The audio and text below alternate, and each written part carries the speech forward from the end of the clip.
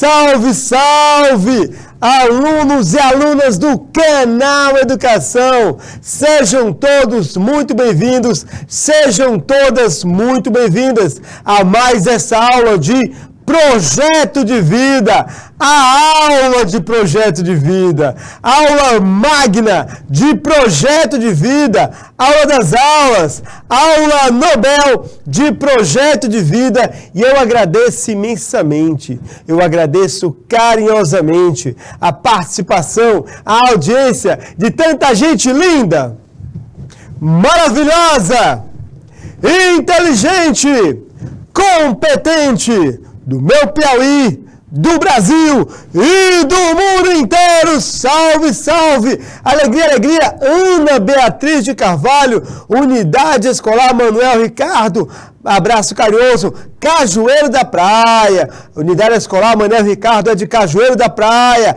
abraço carinhoso também para Alex, José Alex, Gabriela Seixas, abraço carinhoso também para Ellen Lopes da Rocha, Rosângela Conceição, Ítalo Cabrinha Galeno, Ana Penha, Ana Júlia de Souza, Nepomuceno Penha, também na Unidade Escolar Manuel Ricardo de Cajueiro da Praia, gente linda, maravilhosa, Isabelle Ferreira, também da Unidade Escolar Manuel Ricardo, muitos polos, temos Elisbão Veloso, Francisco Aires, temos também Uruçuí, é muita gente participando dessa aula e eu espero que vocês apreciem, mas sem perder tempo, sem perder tempo, sem perder tempo, porque tempo é, porque tempo é, porque tempo é conhecimento, e qual será, e qual será, e qual será a nossa temática de hoje?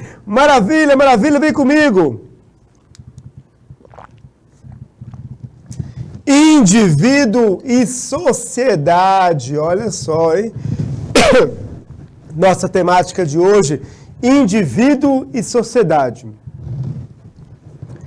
A sociedade é formada por indivíduos.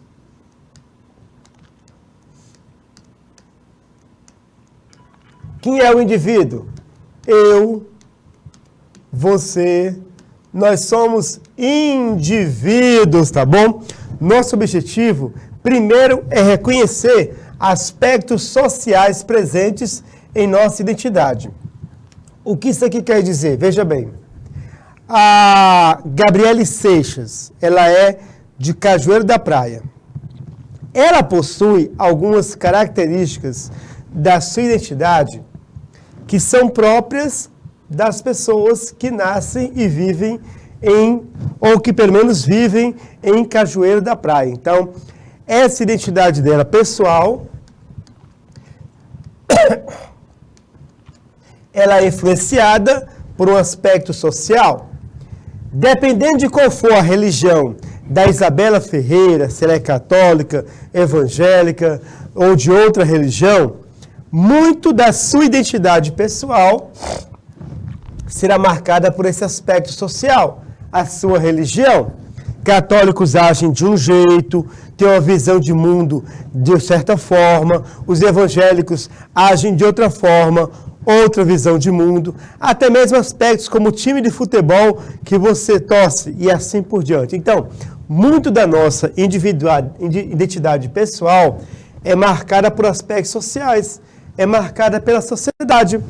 Um jovem brasileiro é diferente de um jovem norte-americano em muitos aspectos. Um jovem francês, um jovem inglês. Então, querido aluno, querida aluna, e até mesmo fatores históricos, mas isso deixa para outro momento. Então, o que nós queremos com essa aula, querido aluno, é que você reconheça que a sociedade, ela tem muita influência na tua personalidade. E essa influência vai marcar o teu projeto de vida. A escolha da tua profissão, ela é marcada muitas vezes pelo meio em que você vive. Se for uma região onde haja um agronegócio bem desenvolvido, você naturalmente vai querer se inserir nesse mercado, ser um engenheiro agrônomo, ou outra profissão relacionada. Então, nós queremos, querido aluno, que hoje nós reconheçamos essa parte da sociedade, essa dimensão, essa influência da sociedade em nossa identidade, não é? Abraço, Lesmão Veloso. Cleberson Santos, também na unidade escolar. Manuel Ricardo de Cajueiros da Praia, abraço carinhoso. Ellen Lopes também, querida, um abraço carinhoso. Nós também queremos desenvolver a iniciativa social. Nós vamos falar nessa aula sobre o dever moral. Nós, enquanto membros de uma sociedade, nós temos um dever moral. Que dever é esse? Quais são nossos fundamentos morais? Vamos conversar também nessa aula sobre isso. Bom, a princípio, nossa aula tem 5 partes. Primeira parte, vamos falar do indivíduo, um ser social. Segunda parte, vida em sociedade. Como é viver em sociedade, hein, querido aluno? Como é viver em sociedade, hein, querida aluna? É fácil? É difícil? Uma sala de aula é uma vivência em sociedade.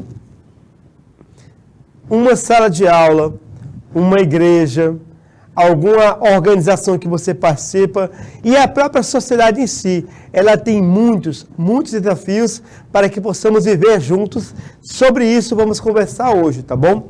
Sujeito ético, revisão e atividades. Vem comigo, considerações iniciais. Turma, o ser humano é um animal que necessita de interação para receber afeto, cuidados e até mesmo para se manter vivo. Ninguém, querido aluno, ninguém, querida aluna, é sozinho nesse mundo. Essa pessoa que eu circulei, ela vai depender dessa, por exemplo, ela é a sua dentista, ela que está, faz parte do mesmo grupo de jovens da igreja, esse aqui é o seu professor particular, esse aqui é o dono da venda da esquina. Todos nós dependemos uns dos outros para vivermos em sociedade e para recebermos afetos, cuidados e até mesmo nos mantermos vivos. O ser humano, ele se destacou dentre as demais espécimes do planeta porque ele soube conviver em grupo. Primeira lição da aula de hoje. Você vive com outras pessoas. Por mais que você diga, eu sou uma pessoa que não é sociável. Mentira. Você é sociável e depende das outras pessoas para sobreviver. Eu não convivo, eu rejeito a interação com os outros. Não é verdade. Agora mesmo nessa aula que você está assistindo, você interage virtualmente comigo, com outros alunos. Quando você vai a uma padaria comprar o pão, interage com o padeiro. Quando vai ao supermercado, quando vai a um órgão público retirar um documento. Nós somos animais sociais. Quando você fala que é uma pessoa não sociável, a única coisa que eu posso dizer para você é que eu lamento. Porque você depende das outras pessoas para sobreviver. Olha só, a Rosângela Conceição, eu dependo dos meus pais. Pai, família, uma instituição social. Seus pais dependem de outros pais, outras famílias com quem convivem e assim vivemos em sociedades, tá bom? A sociedade faz parte do nosso dia a dia, queiramos ou não. Nos relacionamos com outras pessoas por diversos motivos. Por exemplo, nós temos necessidade de se comunicar. Bom dia, Girlane, abraço carinhoso, minha querida. De aprender, de ensinar, de dizer que ama o seu próximo, de exigir melhores condições de vida, de melhorar o ambiente externo, expressar desejos e expressar vontades. Nós sempre dependemos das pessoas, da sociedade e de suas instituições. A família é uma instituição da sociedade. A igreja é uma instituição da sociedade. O governo e assim por diante. Olha só aqui esse desenho, não é? O que é isso, amigão? Minha família, minha turma, meu estado, meu município, minha namorada, minha igreja, meu 3 pontinhos. O que isso quer dizer? Que esse eu desse jovem aqui, na realidade são eus. Várias pessoas, várias instituições, vários grupos se compõem a sua identidade, que no caso é uma identidade ligada ao mundo digital, ao mundo virtual. Então, não se esqueça, você vive com outras pessoas. Não dê as costas para as outras pessoas. Você depende muito delas. E para o seu projeto de vida acontecer, você precisa de portas abertas que outras pessoas, portas que outras pessoas abrirão para você. Quanto mais conexões você tiver, quanto mais relacionado, interligado você estiver, melhor para você. Quanto mais fechado, mais difícil, tá bem? Você pode se tornar o melhor aluno da faculdade de Direito. Mas se você não tiver contatos no mercado, não tiver estabelecido contatos durante a faculdade de Direito, você não vai conseguir ingressar no mercado de trabalho, a não ser com muita dificuldade, com muito sofrimento, porque ninguém sabe que você existe, só por causa disso. Então você precisa se comunicar, relacionar-se sempre. Porém, a vida em sociedade é uma vida muito, muito difícil. E para conversarmos sobre a vida em sociedade, termos uma introdução sobre a temática, olha só, vamos aqui abordar essa obra, um livro chamado Senhor das Moscas, desse escritor britânico William Golding, que foi escrito no século passado. Esse livro, ele mostra como uma sociedade se organiza e também se desorganiza. Tem o livro, tem o filme, você pode buscar uma das duas opções, tá bem? Vamos falar um pouco sobre o livro, mas o filme, ele é bem próximo à realidade do livro. Turma, um grupo de adolescentes sobreviveu à queda de um avião numa ilha deserta. E esse grupo precisou se organizar para sobreviver. Porque a sociedade é uma forma de organização. A sociedade dita leis, dita normas. Se a pessoa não se enquadrar nessas leis, ou seja, não quiser cooperar com a organização, ela se torna um criminoso, um fora da lei. Então, esse grupo de adolescentes criou regras e estabeleceu uma maneira particular de interação social. Nós vamos ler agora um trecho desse livro que fala sobre a liderança desse grupo. O autor, William Golding, ele nasceu em 19 de setembro de 1911, no século passado, certo? Em 54, ele publicou o livro Senhor das Moscas, está bem?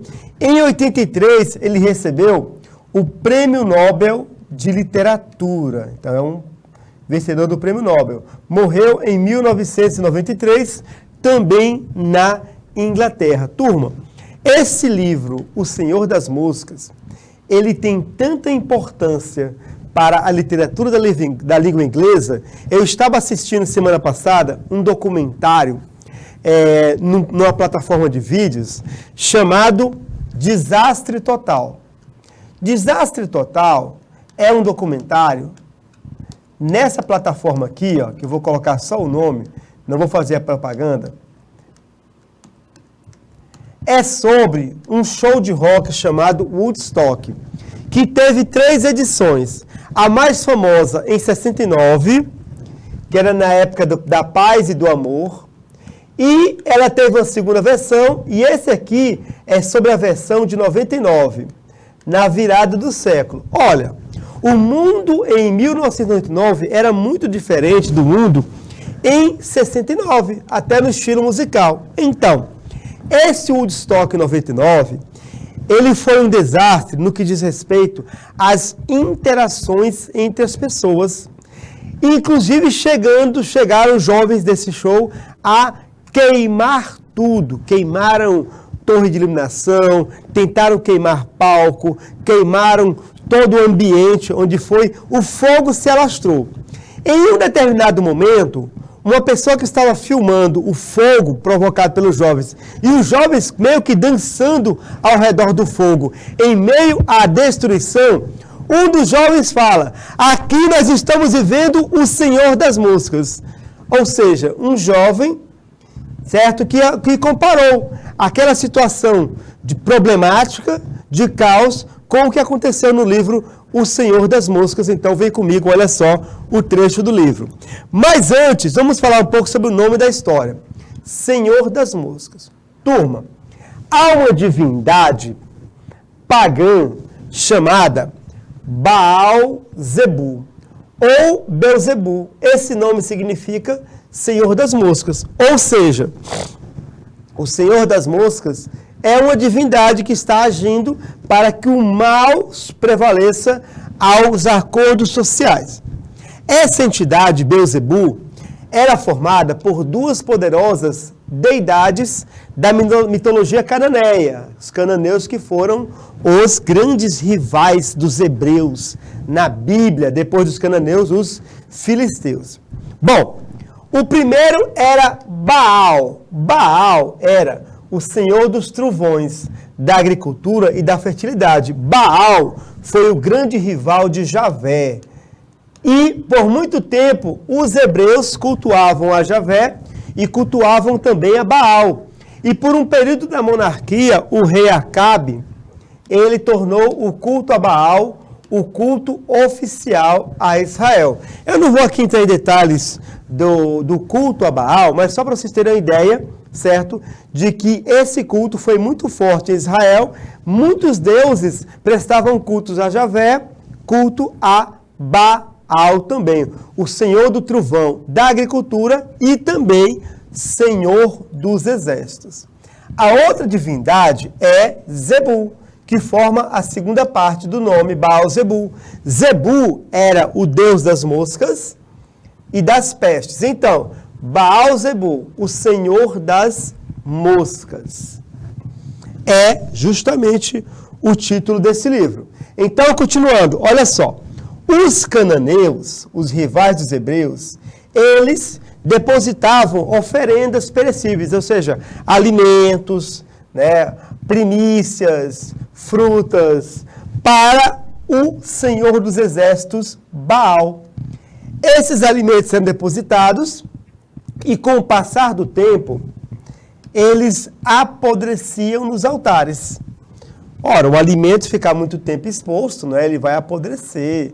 E ele vai atrair o quê? Vai atrair moscas, pestes ao redor do alimento. Então, esse fato dos alimentos apodrecer e atraírem moscas foi que fez com que os judeus zombassem dessa divindade, Baal, e dissessem: ah, Baal-zebu, senhor das moscas, pois as oferendas só traziam esterco e insetos. Então esse é o nome Baal-zebu, senhor das moscas. Aqui nós temos, olha só, aqui nós temos uma imagem de Baal. Baal aqui retratado como um guerreiro jovem e impetuoso.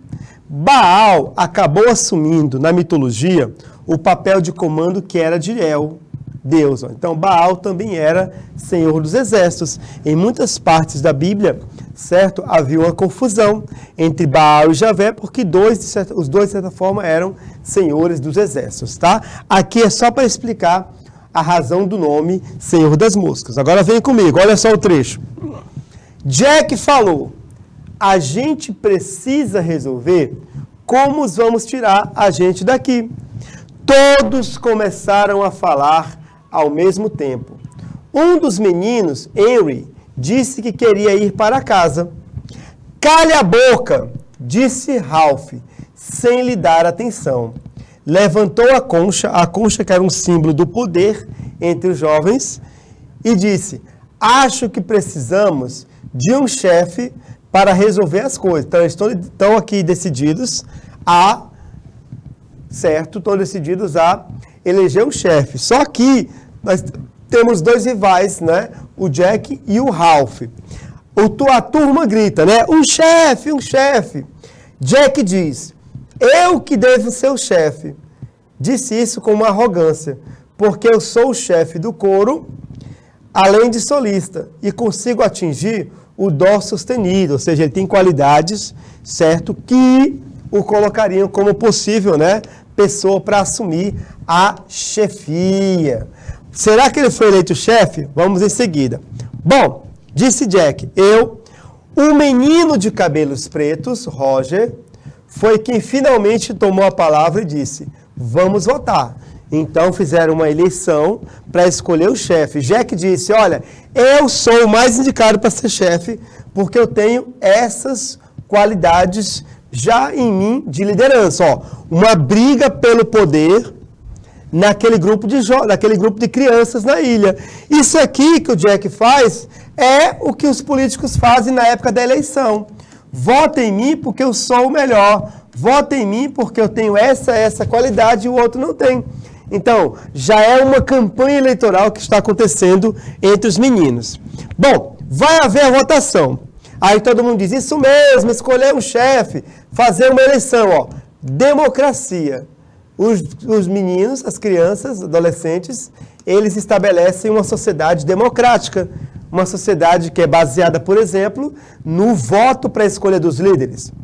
Aí, o TSE, digamos assim, o TSE, o Tribunal Superior de Eleição, ele lança a eleição, né? Quem quer que Jack seja o chefe? Com obediência melancólica, ó, ninguém tinha muita certeza. Talvez o Jack fosse uma pessoa, né, de personalidade forte e ameaçou alguns. E então, uma pessoa diz, e quem quer que seja eu? Todas as mãos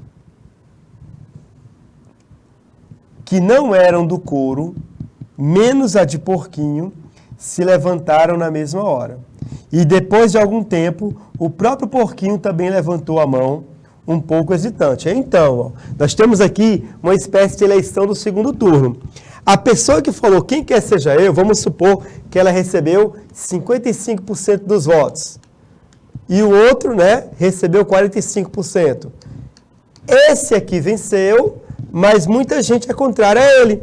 É por isso que, por exemplo, numa eleição para presidente, uma eleição para presidente não é um cheque em branco, porque você pode ser eleito com 60 milhões de votos e, se você juntar os votos do candidato que perdeu, mais os que votaram branco ou nulo, dá mais de 100 milhões de votos. Então, mais pessoas, né, muito mais pessoas não querem você presidente do que os que votaram em você. Mas a eleição diz que o que tem mais votos ganha. Então, todo mundo que chega a um cargo público eletivo, presidente, governador, tem que ter essa consciência.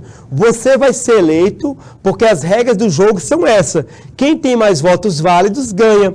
Mas isso não quer dizer que todo mundo gosta de você, todo mundo apoia seu governo. Você sempre será minoria e terá que negociar. Então, o Ralph, ele faz a contagem e diz, olha, gente, eu sou o chefe. Quando ele falou, Ralph, que ele venceu a eleição, o rosto do Jack surgiu. Você também, cala a boca. Olha só, quem você acha que é? Fica aí sentado, dizendo às pessoas fazer isso ou aquilo, não sabe caçar, não sabe cantar. Jack quer dar um golpe e dizer, eu não aceito o resultado das eleições, você não tem competência para assumir, né, o governo do nosso grupo. Então, continuando, olha só, Ralph diz, olha, eu sou o chefe, eu fui escolhido, foi o mais votado, mas o Jack insiste no golpe, né? Qual é a diferença que isso faz? Fica aí dando ordens sem sentido. Jack deixa bem claro, não é? Ó, que não vai aceitar,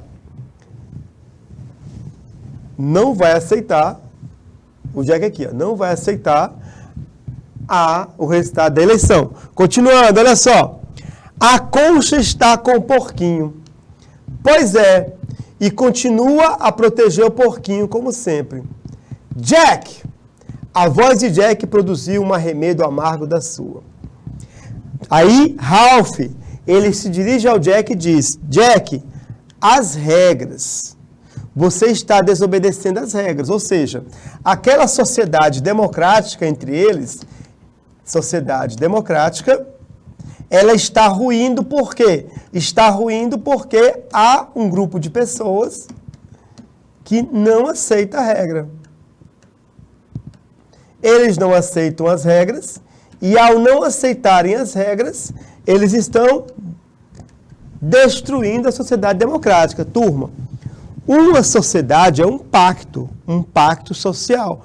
Quando as pessoas começam a não aceitar as regras, a democracia ela vai acabando, ela vai sendo destruída, não é? Por isso que é preciso aceitarmos as regras sempre. Só que Jack diz, eu estou desobedecendo as regras, eu estou pouco me ligando para isso, estou pouco me lixando. Ralph fez o possível para manter a sua calma, mas disse, mas sem regras a gente não tem nada, Sem democracia, a gente não tem nada. Todo golpe contra a democracia, gente, é um golpe contra a sociedade. Os efeitos são devastadores. Os efeitos são muito, muito complicados quando a democracia é colocada em xeque, quando você não cumpre o seu dever. Quando você não cumpre o seu dever, acontece algo que mais na frente vou mostrar para vocês. Só que Jack já gritava mais com ele. Que se danem as regras. A gente é forte, a gente caça. Então, não aceitamos o resultado da eleição. Nós somos fortes, estamos armados e você é que tem que nos obedecer. Seguindo adiante, olha só. Então, Jack soltou um grito selvagem, pulou para a areia clara. Na mesma hora, a plataforma foi tomada pelo som, agitação, correrias, gritos e risos. A reunião se desfez e se transformou numa dispersão aleatória e verbosa entre os coqueiros e o mar e ao longo de toda a praia, além do alcance da visão no escuro. Então, a reunião se desfez, o pacto democrático se desfez e vamos dar início a um momento complicado da nossa vida em grupo, tá bom? Esse é o trecho, recomendo o livro, recomendo também o filme, tá bom? Recomendo bastante. Claro que um filme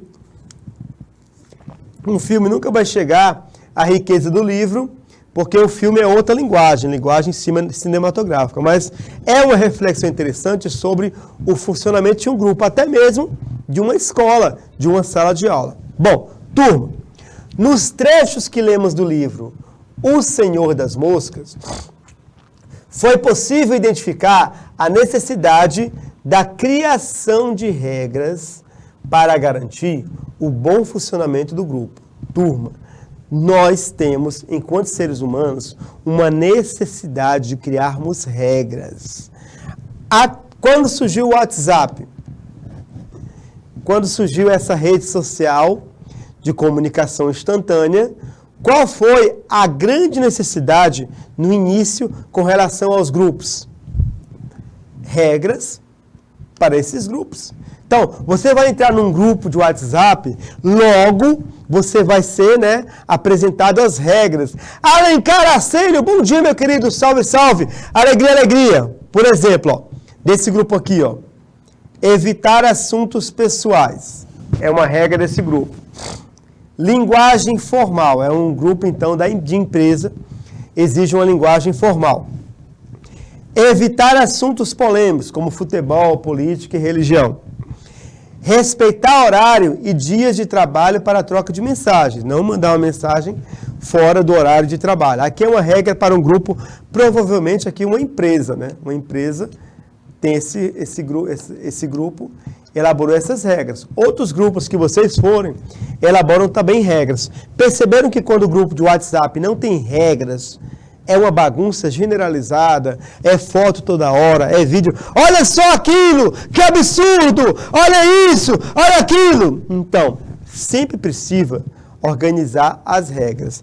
Porém, a manutenção da organização criada pelos meninos foi ficando cada vez mais difícil. Percebem que no início eles concordavam. Precisamos de regra, precisamos de líderes. E no decorrer desse trecho, começaram os conflitos, os atritos, e nesse conflito e nesse atrito, né, o grupo começou a se dividir. Ó.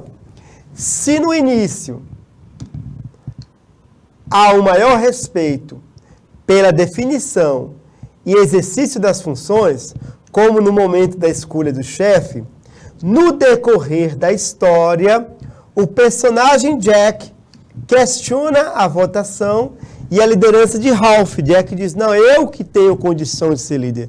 Apesar de Ralph ter recebido votos, né, em quantidade maior que a minha, eu é que devo ser o líder desse grupo. Por sua vez, o Ralph, ele tenta manter o equilíbrio da situação, mas a situação, ela parece que está fugindo do controle, o que mostra como pode ser difícil cumprir acordos coletivos. Como pode ser difícil cumprir acordos? Para você cumprir acordo, você tem que abrir mão de algo, certo? O acordo significa abrir mão de alguma coisa. Para uma sala de aula se entender, é realizado um acordo entre a sala de aula e o professor. Nesse acordo, o professor abre mão de algo, o aluno também abre mão de alguma coisa. E assim é que funciona a sociedade, assim que funcionam os grupos. Se você não é acostumado ou não sabe o que é abrir mão, você vai ter muita dificuldade mesmo, de realizar o teu projeto de vida. Porque na caminhada rumo ao teu sonho de contabilista, de assistente social, de pedagogo, de médico, de enfermeiro, de engenheiro agrônomo, de arquiteto, nessa caminhada você vai precisar abrir mão de algumas coisas para que você possa alcançar seu objetivo. E você, se não estiver acostumado a abrir mão, você vai sofrer. E até mesmo no exercício do trabalho. Já falei com vocês algumas vezes.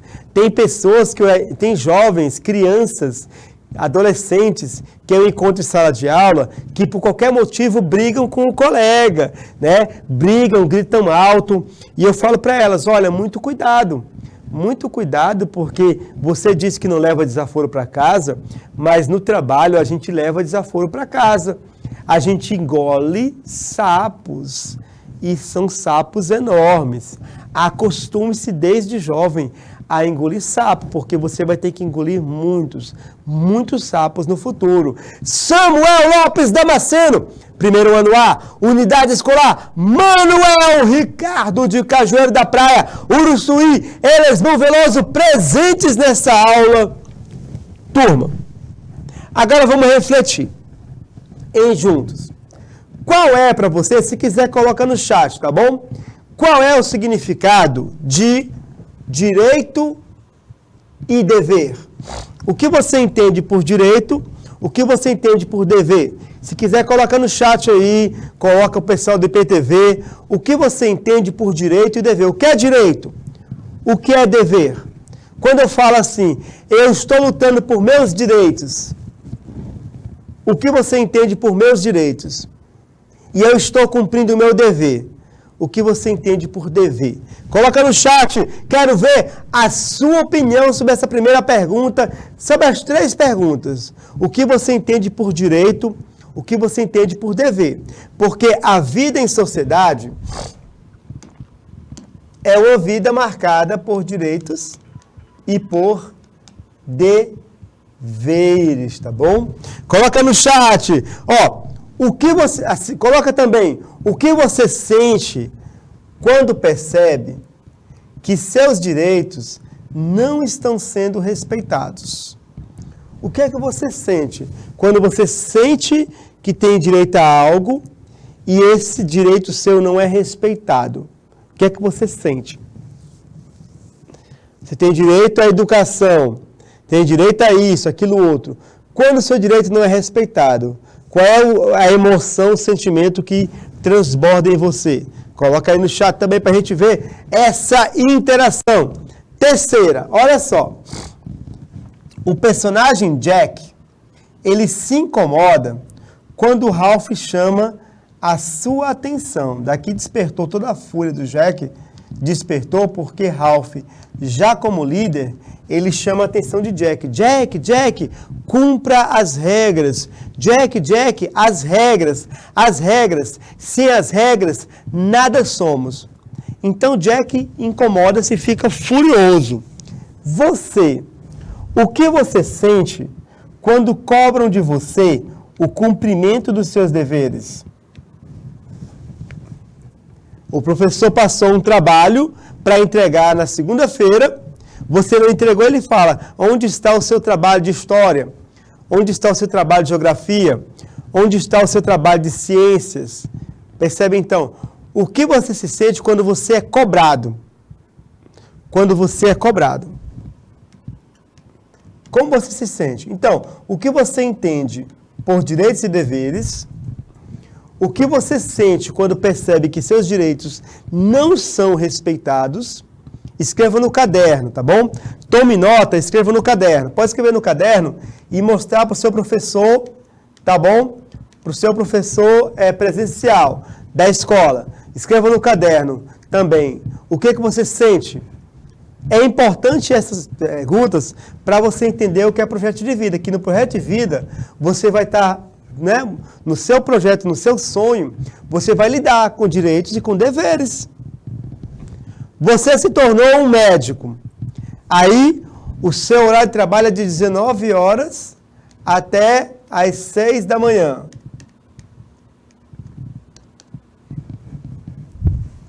Você tem o dever de estar aqui nesse horário. 19. Inclusive, os hospitais públicos colocam o horário dos médicos do dia sempre. Aí, chega 19h30. Você não chegou no hospital. E as pessoas começam a perguntar para o assistente, para o atendente, para a recepcionista, cadê o médico tal? Não, ele está vindo, mas ele devia chegar às 19 horas. Não, mas ele está vindo. Aí você chega 19h45, as pessoas reclamam, aí você quer justificar. Não, porque é isso, porque é aquilo outro. Não, é seu dever. O paciente não tem nada a ver com sua questão pessoal, certo? O seu dever é estar às 19 horas. Aí alguém vai lhe cobrar. Como é que você se sente quando você é cobrado? Você vai ser cobrado, independente da sua profissão, será muito cobrado. O Jack ficou furioso. E também a questão 2, os direitos. Muita gente sabe reclamar dos seus direitos, mas não sabe cumprir seus deveres, Reclama que é uma beleza os direitos, mas os deveres, está cumprindo? Vamos seguir adiante. Escreva, hein? Escreva aí no seu caderno certas respostas, mostre para o professor presencial. Esse será um importante ponto de partida para o seu projeto de vida. Turma, indivíduo e sociedade. Como falei com vocês, olha só, indivíduo é aquilo que não pode ser dividido. Por exemplo, o 1 não pode ser dividido, certo? Em termos de conta exata. Claro que em termos fracionários ele pode ser dividido, mas aí não se torna mais um 1. Então, o 1 é uma unidade independente. Quem é o indivíduo? Somos nós. Eu, você, pessoalmente, claro, individualmente. Esse é o indivíduo. Mas os indivíduos, eles não vivem sozinhos. Eles vivem em sociedade. A sociedade é uma associação entre indivíduos. Se é uma associação, tem um acordo. Eles compartilham valores culturais e éticos e eles estão sob um mesmo regime político e econômico, o mesmo território e sob as mesmas regras de convivência. E eles devem aceitar essas regras de convivência porque elas é que fazem, certo, a sociedade, né, ser algo harmônico. Então, podemos concluir que o indivíduo nasce e faz parte da sociedade. E a sociedade ela é constituída de indivíduos. A sociedade brasileira, a sociedade de Lisboa Veloso, a sociedade de Uruçuí, a sociedade de Cajueiro da Praia, em todos esses lugares, né, essa sociedade é composta por pessoas que têm nome, por pessoas que têm data de nascimento, por pessoas que têm filiação e assim por diante, tá bom? Olha só, continuando. Turma, numa sociedade que preza pelas relações harmônicas, o sujeito jamais conseguirá alcançar a autonomia individual plena. Já pensaram sobre isso? Ora, muito simples, tá bom? Tá bom? Muito simples, ó. Aqui tem você. Você é uma pessoa livre. Você é livre. Posso fazer tudo o que eu quero, professor? Calma, acompanha o raciocínio. Você é uma pessoa livre. Que tem gente aí que usa a palavra livre de forma errada. Só que aqui, na tua mesma sala de aula, tem outra pessoa que também é livre. Uma pessoa livre. Na mesma sala de aula, uma pessoa livre. Então, olha só. E outras pessoas que também são livres. Percebe? É muita liberdade espalhada por todos os cantos. Nós no Brasil temos, 200 milhões de pessoas livres. Já pararam para pensar se 200 milhões de pessoas livres usam a sua liberdade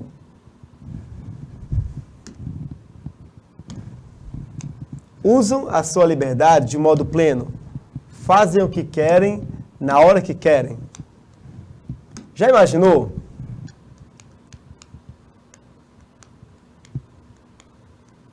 Se 200 milhões de pessoas fazem o que querem na hora que querem?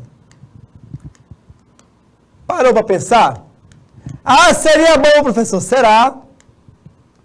Aí, o Alencar está no ponto do ônibus, esperando o ônibus para ir para a escola. O Alencar está no ponto de ônibus, esperando o ônibus para ir para a escola. Ele depende do ônibus para chegar na hora na escola. Só que o motorista é uma pessoa livre.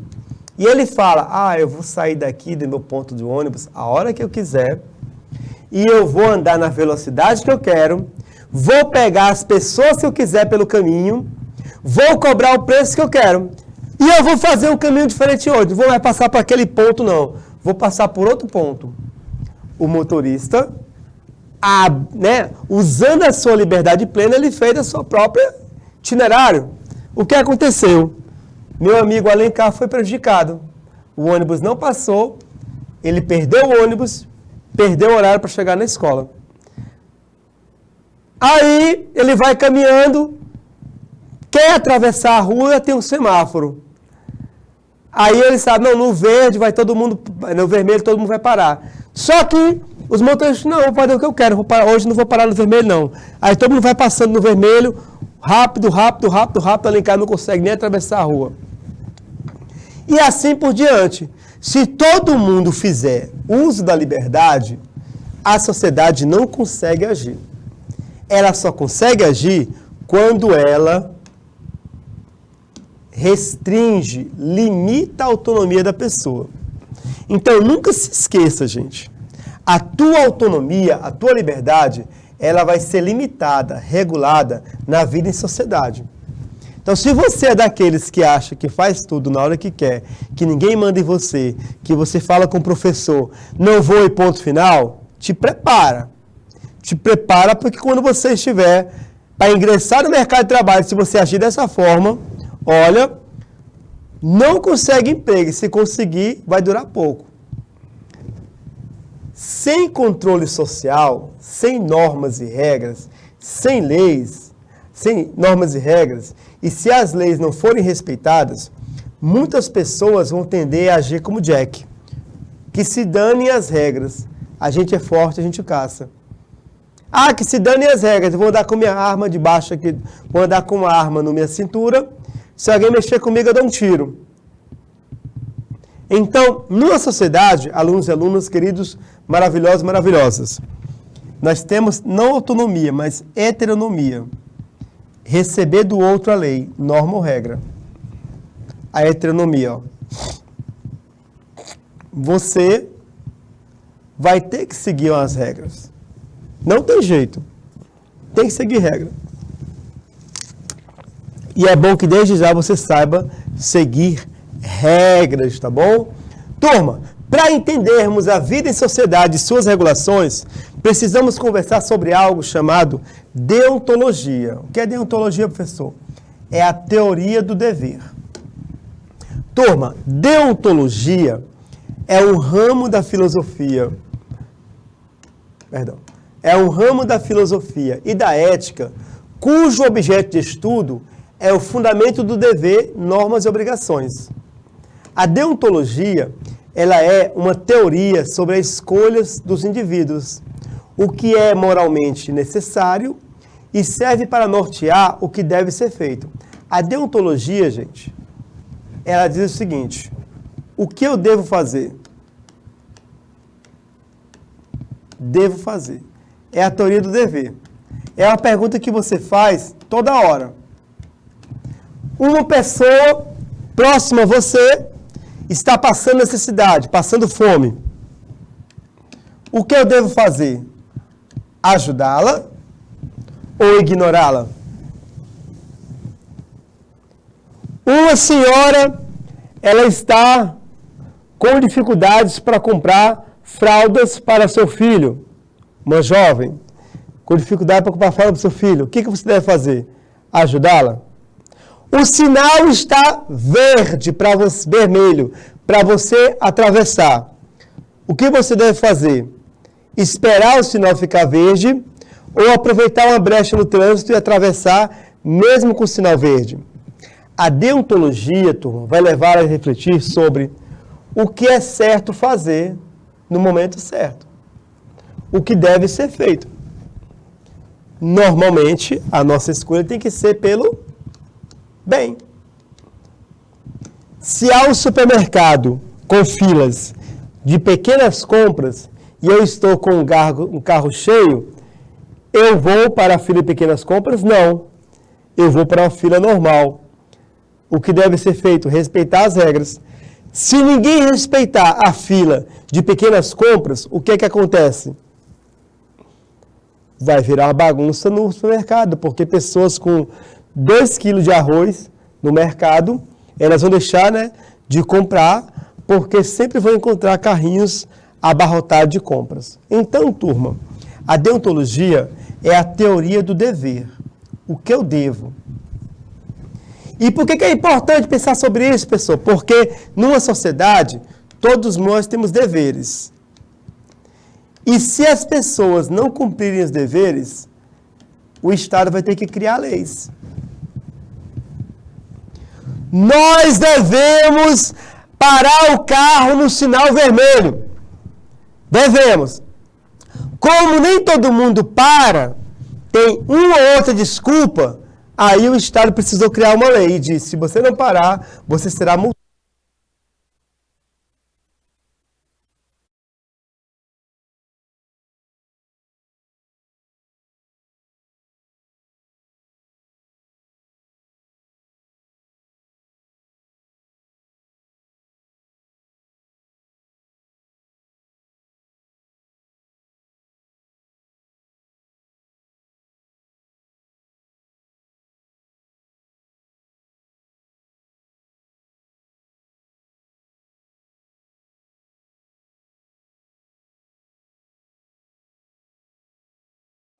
Então, o que devemos uns aos outros? Naquela vivência dos jovens na ilha do Senhor das Moscas. Devemos o quê? Respeito, honestidade, humildade, empatia, solidariedade, ética, etc. Tudo isso para favorecer o teu projeto de vida.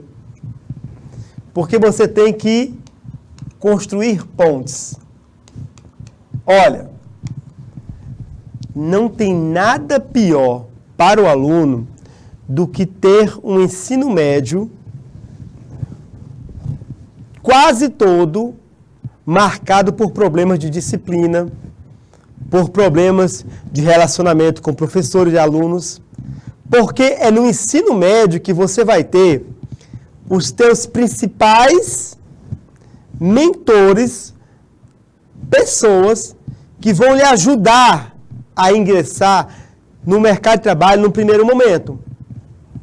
É no ensino médio que você vai conhecer, você vai estagiar, você vai para uma empresa, você vai ser bem recebido, bem avaliado ou não.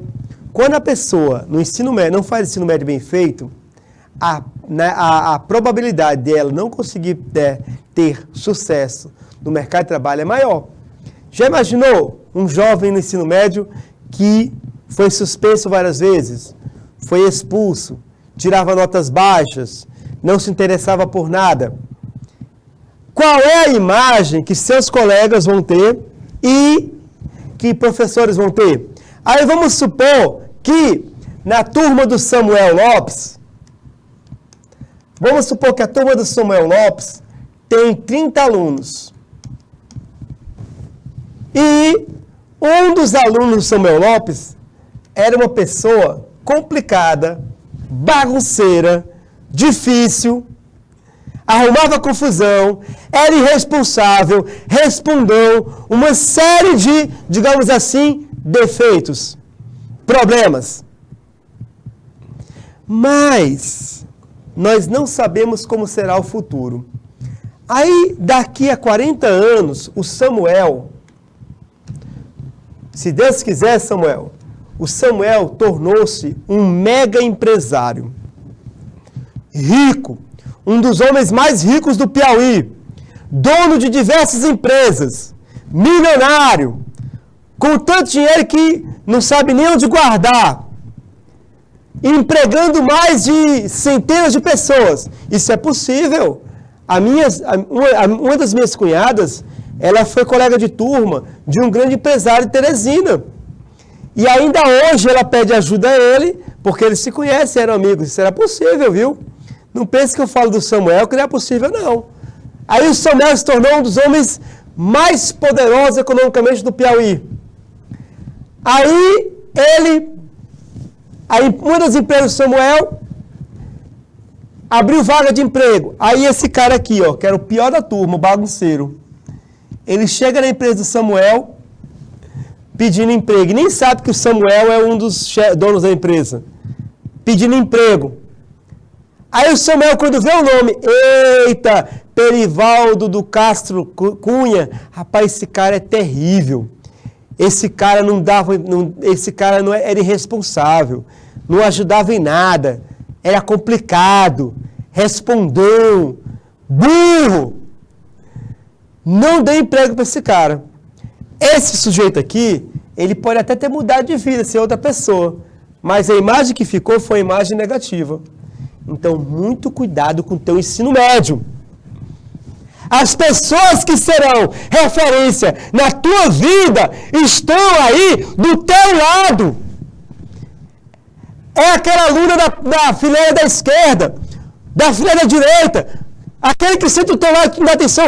Essa galera aí que está na tua turma, Uruçuí, Eresvão Veloso, Cajueiro da Praia, essa galera aí é a tua referência até o fim da tua vida. Viva bem. Inclusive o professor na frente, viva bem. Deixe boa impressão.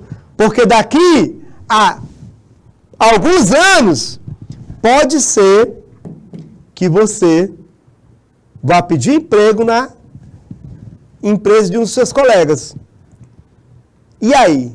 Ele vai dar ou não? Ele te conhece, sabe quem você é. Percebe então, turma? Então, gente, essa foi a primeira parte da aula, tá bom?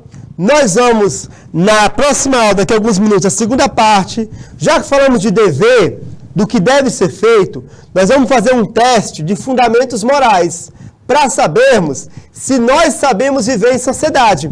Então, não saia daí, tome aquele copo com água e comece a pensar nos valores que você tem para a sua vida. Eu vou colocar aqui, na próxima aula, 15 situações e quero saber qual é a posição de vocês. Se não quiser colocar no chat, apenas pensa, acompanha e escreve no caderno. Abraço carinhoso, até daqui a pouco. Tchau!